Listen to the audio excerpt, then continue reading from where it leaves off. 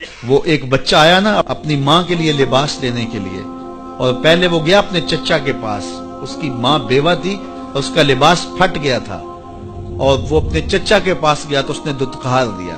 ماں نے اس کو روکا تھا بیٹا نہ جانا، لیکن اس نے کہا کہ تیرے بدن کے اوپر جو لباس ہے وہ بھی پھٹ گیا اور جگہ جگہ سے جسم جھلک رہا ہے، تو میں اپنے چچا سے آپ کے لیے لباس لے کے آتا ہوں. پھر جو رویہ اس نے اختیار کیا تو واپس روتا ہوا آ رہا تھا، تو کسی نے راستے نے پوچھا کہ کیا ماجرا ہوا. اس نے کہا چچا کے پاس گیا تھا ماں کے لیے لباس لینے، اس نے دلا کے بھیج دیا. اللہ اکبر. تو اس نے کہا کہ جا سین حرم میں محمد نام کا ایک شخص بیٹھا ہوا ہے، اگر تو اپنا دکھڑا اس کے سامنے پیش کرے تو وہ امید ہے تمہیں رد نہیں کریں گے، لیکن سن لے ان کا دین کوئی اور ہے. اللہ اکبر. اپنے ماں کے پاس آیا تو ماں کو کہا کہ چچا نے دلا کے بھیج دیا، لیکن آپ کی حالت مجھ سے دیکھی نہیں جا رہی. بچہ ابھی شعور کی منزلوں میں قدم رکھ رہا تھا، پہلے بہت چھوٹا تھا، اب اس کے اندر ایک جذبات تھے بچے کے اندر. تو ماں نے کہا کہ بیٹا نہیں ان کے پاس نہیں جانا، سنا ہے کہ جو ان سے ملے دین دھرم چھین لیتے ہیں اس کا. اللہ اکبر. تو حضور علیہ الصلوۃ والسلام کے پاس جانے سے ماں روکنے لگی، لیکن بچے نے کہا کہ امی میں پکا رہوں گا، بتوں کا وفادار رہوں گا، تم اس ٹینشن کو اس پریشانی کو چھوڑ دو. اور حضور کی خدمت میں حاضر ہوا. حضور صحن حرم میں چادر اوڑے بیٹھے ہوئے تھے، اور جا کے کہنے لگا میں پہلے بات آپ سے کر لیتا ہوں، آپ کا دین میں نے قبول نہیں کرنا. حضور مسکرا کے بولے بیٹا بتاؤ کس لیے آئے ہو؟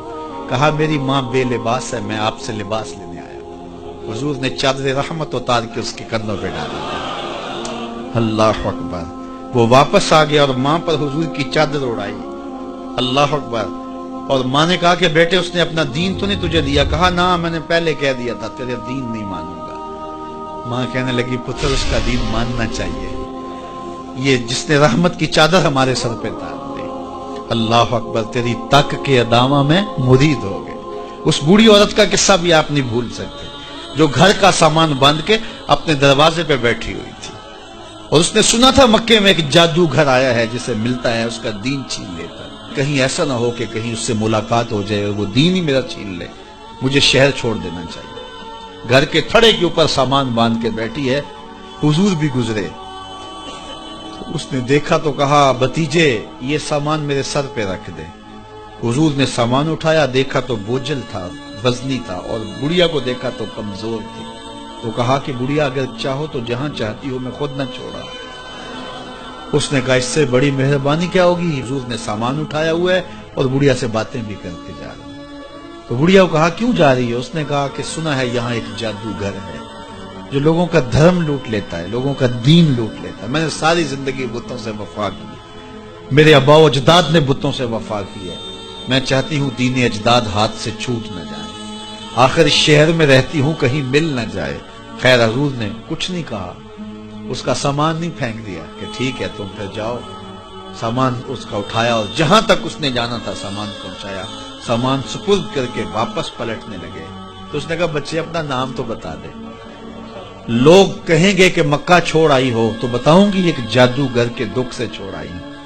تو وہ کتنا برا بھلا کہیں گے شہر مکہ کو کہ جس مکہ سے لوگ نقل مکانی کرنے پہ مجبور ہو گئے. تو میں انہیں یہ بھی بتاؤں گی کہ جس مکے میں جادوگر رہتا ہے اتنا اچھا نوجوان بھی رہتا ہے، تو تیرا نام لیا کروں گی، تیرے قصیدے پڑھا کروں گی. تو حضور علیہ السلام مسکرا پڑے. کہا بڑھیا جس جادوگر سے بھاگ کے آئی ہے وہ تیرے سامنے کھڑا ہے. اس نے کہا سچ سے آپ ہی محمد ہیں؟ حضور نے فرمایا نام میرا یہی ہے. تو اس نے کہا پھر آپ کا جادو میرے پہ چل گیا ہے. اللہ اکبر. تیری تک کے ادامہ میں مرید ہو گئے. لوگوں کی خدمت کریں، بوڑھوں کے کام آئیں، دکھیوں کے کام آئیں، مصیبت زدہ کے کام آئیں. حضور یتیم ہو کے یتیم پرور تھے، لاچاروں کی مدد کرتے، لوگوں کے گھروں میں پانی بھر کے دے دیتے، اور دکھیوں کے کام آ جاتے اور مصیبت زدوں کے کام آ جاتے. تو حضور سے پیار کرنے والوں، امت میں آپس میں حسد نہ پھیلاؤ، بغض نہ کرو، نفرتوں کے پہاڑ کھڑے نہ کرو، ایک دوسرے سے پیار کرو، جڑو، امت وحدہ بنے، اور اپنے ماحول کو، اپنی معاشرت کو ایک خوبصورت معاشرت کا رنگ دو، اور اپنی زندگی کو حضور کے نام کر دو.